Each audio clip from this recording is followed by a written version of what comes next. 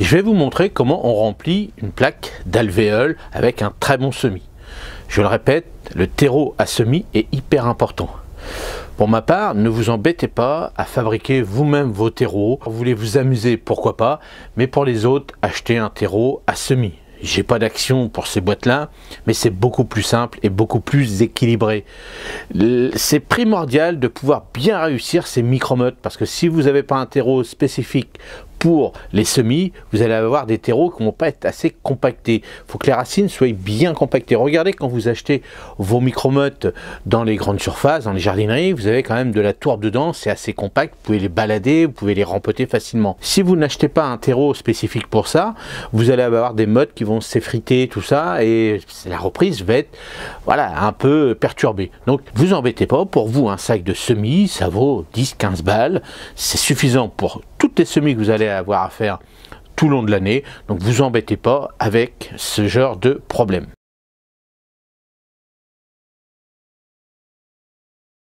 On remplit bien correctement, ça c'est hyper important. Alors par contre on évite de trop tasser, hein, ce genre de terreau est spécifique, donc il faut éviter de trop tasser. Donc voilà, il ne faut pas faire ça comme un goré. Vous prenez votre petit terreau, vous le mettez comme ça, vous remplissez bien. Voilà, comme ça, tout simplement. Voilà. Allez, légère petite tape comme ça, et c'est tout. Voilà. S'il y a encore un petit peu un manque de terreau dans les petites alvéoles, vous remplissez avec le surplus. Voilà. Vous voyez, dans mon sac de 70, j'ai mis trois petites pelles comme ça, donc vous voyez, c'est largement suffisant. Là il y a 150 trous, et pour démarrer toutes les jeunes semis, eh ben, on s'amuse.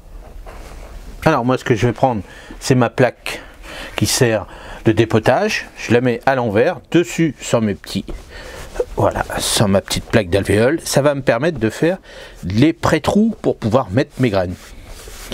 Voilà, ça c'est hyper important aussi, parce que ça évite de le faire à la main. Là j'ai fait mes 150 trous d'un seul coup, hop, voilà, et voilà. Et vous avez vu, les trous sont déjà tout faits, et maintenant on n'a plus qu'à semer toutes sortes de graines qu'on a besoin. Ce genre de plaque, vraiment, c'est, moi je dis à 100% des légumes qu'on a à semer. Même si vous avez des grosses graines comme les courgettes, tout ça, ça peut être réalisé dans ce genre d'alvéole. Bien sûr, il faudra les rempoter rapidement après, ensuite, quand la motte va être remplie de racines. Mais pour le début, ça c'est génial. Voilà, on a rempli notre plaque de 150. Donc là maintenant, ce que vous pouvez faire aussi, c'est en préparer à l'avance. Alors si vous en préparez à l'avance, il faudra les conserver hors gel, bien sûr. Là il fait -4. Moi mon terreau était conservé à l'abri de la gelée, hein. Jamais remplir des plaques ou quoi que ce soit en pot et autres avec un terreau gelé, ça c'est, faut attendre. Donc ce qui est important, c'est que vos terreaux, tout ça, bah, vous les mettez à l'abri du gel, hein, entre même à 5-10 degrés, c'est pas très grave, mais hors gel, ça c'est important. Plus le terreau sera chaud dès le démarrage, mieux les graines se sentiront mieux.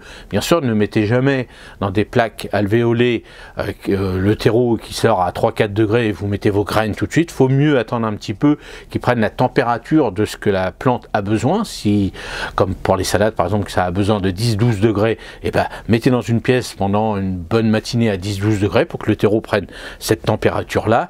Et bien sûr, plus important quand c'est des légumes style tomate, où là il faut au moins 20 degrés, donc mettez vos plaques dans un endroit où il fait au moins 20 degrés pendant une bonne matinée. Maintenant qu'on a commencé à préparer nos plaques, bien sûr on peut réaliser aussi dans des bacs. Moi maintenant les bacs, bah, j'évite parce que la reprise est quand même aléatoire. L'avantage des plaques comme ça, et ben, on peut réussir à 100%, une fois que vous voyez que votre plante est magnifique, réussir à 100% le rempotage. Alors là vous ferez du rempotage soit directement en pleine terre, soit directement dans des petits godets, dans un petit godet, soit après dans un pot plus grand. Vous voyez, après il y a multiples façons de faire du rempotage, mais la base est là. Ça c'est le plus important, acheter un bon terreau, mettre dans des plaques. Surveillez bien vos plaques, comme je dis toujours, ne pas mettre des variétés différentes, ne mettez pas dans une plaque de 150 des tomates, des salades, des épinards, des choses comme ça, parce que le temps de germination n'est pas les mêmes, donc vous allez avoir un problème. Donc si vous avez des plaques de 150, et ben si c'est trop pour vous, avec un petit lapidaire ou une scie, comme vous voulez, vous faites des rangées de deux rangées d'alvéoles, ou moi ce que j'ai fait, comme c'est 150, j'ai fait aussi des petites plaques de 50 pour mon potager, donc j'ai fait 3 x 50, c'est largement suffisant. Donc vous voyez, il y a plein de petites astuces comme ça qu'on peut faire pour préparer nos semis. Donc maintenant qu'on a préparé nos plaques, je vais vous montrer tout le long de cette semaine pas mal de nouvelles semis qu'on va pouvoir réaliser tout le long de cette semaine, malgré le froid, parce que là on avance un petit peu. Si vous n'êtes pas trop équipé de tables chauffantes, de tunnels, des choses comme ça, il faut mieux reculer un petit peu. Bien sûr, ce genre de plantation pourra être fait à l'intérieur de la maison, mais comme je dis toujours, à l'intérieur de la maison, il manque de la lumière. Donc vos plants vont, c'est-à-dire vos jeunes semis vont avoir tendance à affiler. Donc reportez tout ça si vous n'êtes pas équipé. Si vous avez la chance d'avoir une véranda, là, vous pouvez le faire maintenant, avec tous ceux que je vais vous montrer cette semaine. Mais bien sûr, là, il faut mieux attendre. Ça vous permet d'avoir ce genre de petites vidéos dans un coin et puis de pouvoir le faire d'ici 15 jours, 3 semaines, voire un mois en fonction des régions où vous êtes.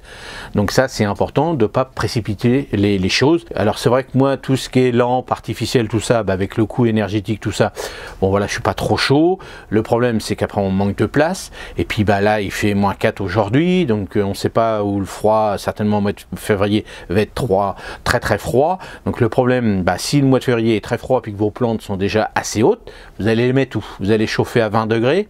20 degrés s'il fait -4, je peux vous dire que pour plan que vous pouvez acheter 1 euro, 1,50 € dans les jardineries, il va vous revenir au moins 1 ou 2 ou 3 € avec le temps et tout ça, l'arrosage, le manque de place que vous allez avoir. Donc réfléchissez bien avant d'entreprendre ce genre de semis, bien avant la date qu'il faut. Je répète, tout ce qui va être salade, épinards, tout ça, on peut commencer un petit peu maintenant, sinon ça peut être fait mi-février. Tout ce qui va être légumes, fruits, les poivrons, les tomates, toutes ces petites choses-là, elles peuvent être faites largement début mars. Vous inquiétez pas, vous mangerez des légumes à la pleine saison sans problème.